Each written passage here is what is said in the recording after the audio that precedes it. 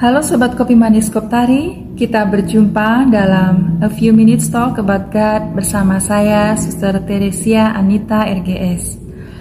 Masih dalam sukacita Paskah, pada hari Minggu Paskah ketiga ini, kita akan merenungkan sebuah kisah dalam Injil Lukas, bab 24 ayat 13 sampai 35, dengan perikop Yesus menampakkan diri di jalan ke Emmaus. Setelah kematian Yesus, dua murid Yesus melakukan perjalanan pulang ke Emmaus.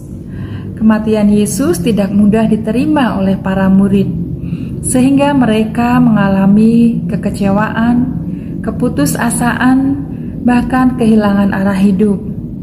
Kematian Yesus akan membuat segala usaha mereka selama ini sia-sia.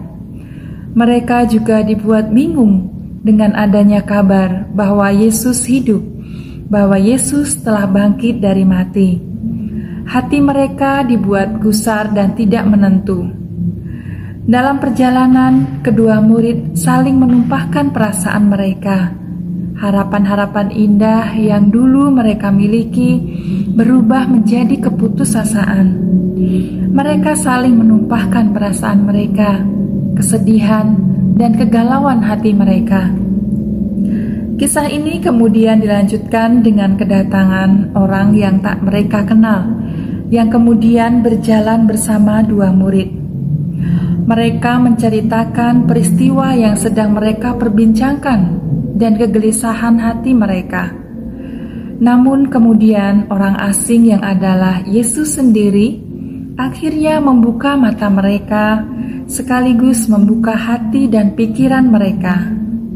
Mereka kemudian percaya bahwa Tuhan Yesus telah bangkit dan bahkan berjalan dan makan bersama dengan mereka. Sobat terkasih, tentunya kita pernah mengalami pergulatan dalam hidup kita. Harapan yang telah kita bangun mungkin untuk mendapatkan pekerjaan tertentu atau keberhasilan dalam karya tertentu ternyata tidak sesuai dengan apa yang kita harapkan.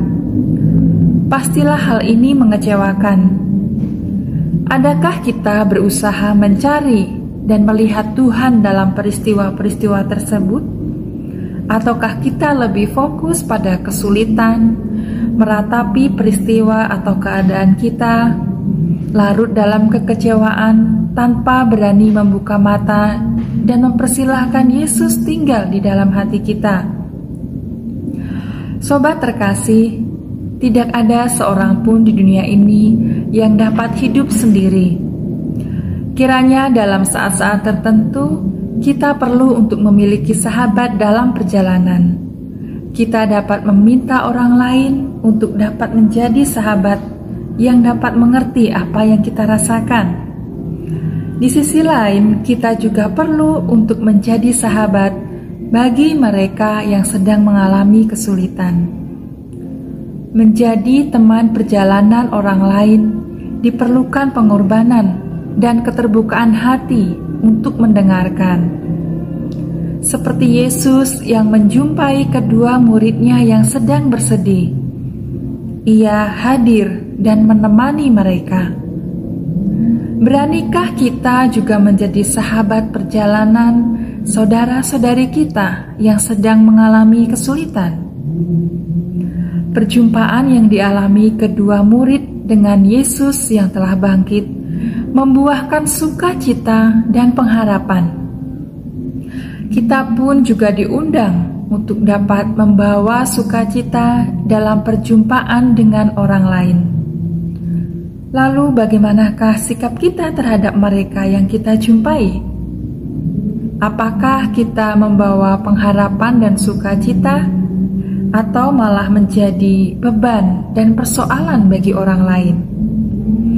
Sobat terkasih, semoga semangat kebangkitan selalu hidup dalam diri kita. Semoga kita dapat menjadi teman perjalanan orang lain, menjadi peneguh, penyemangat, dan sumber sukacita.